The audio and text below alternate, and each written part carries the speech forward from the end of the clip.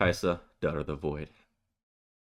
Perhaps the most remarkable thing about the fearless hunter of the Void, known as Kaisa, is how unremarkably her life began.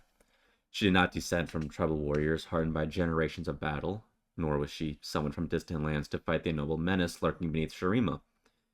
Rather, she was just an ordinary girl, born to loving parents who called the unforgiving southern deserts their home. This is where she would spend her days playing with friends and her nights dreaming about her place in the world.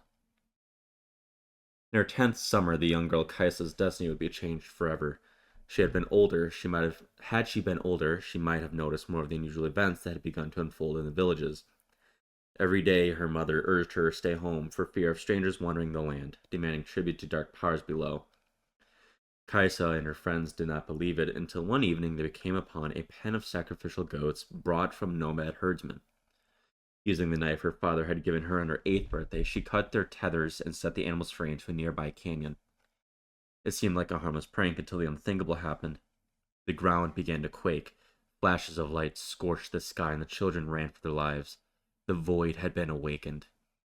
A great rift split the bedrock, swallowing up Kaisa's village and everyone in it, leaving nothing behind but sand pierced with twisted columns as black as night. Kaisa regained consciousness to find herself trapped underground.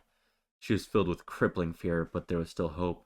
She could hear the faint cries of other survivors. They called out to each other feebly, repeating their names one by one like a mantra. Sadly, by the third day, hers was the only voice left. Her friends and family were all gone. She was alone in the darkness. It was only when all seemed lost that she saw the light. She followed it down. Along the way, she found meager sustenance. Amid the debris left by the collapse were ragged water skins, rotting peaches, anything to keep starvation at bay. But eventually, Kaisa's hunger was replaced by fear once again. She found herself in a vast cavern illuminated by an otherworldly purplish glow, and she could see she was no longer alone. Skittering creatures swarmed in the depths. The first that came for Kaisa was no bigger than her, and she clutched her knife in both hands, ready to defend herself. The voidling horror knocked her to the ground, but she drove the blade into its pulsing heart, and the two of them tumbled deeper into the abyss. The creature was seemingly dead, but its unnatural skin had taken hold upon the flesh of her arm.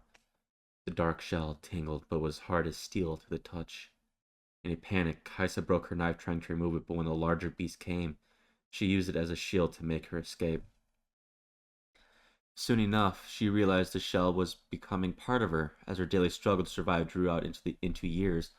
The second skin grew with her, and so too did her resolve. Now she had more hope. She had a plan: fight hard, stay alive, find a way back. She was transformed from frightened girl to fearless survivor, from prey to predator. For almost a decade, she has lived between two worlds in an attempt to keep them apart. The void hungers to consume not only the scattered villages of Shurima, but the whole of Runeterra. She will not allow that to happen. Though she has slain countless void constructs, she understands that many of the people she protects would see her as a monster herself.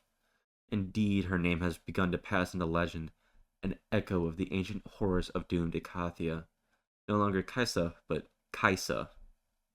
I have no idea how you pronounce her original name then, if that's Kaisa. Oh well.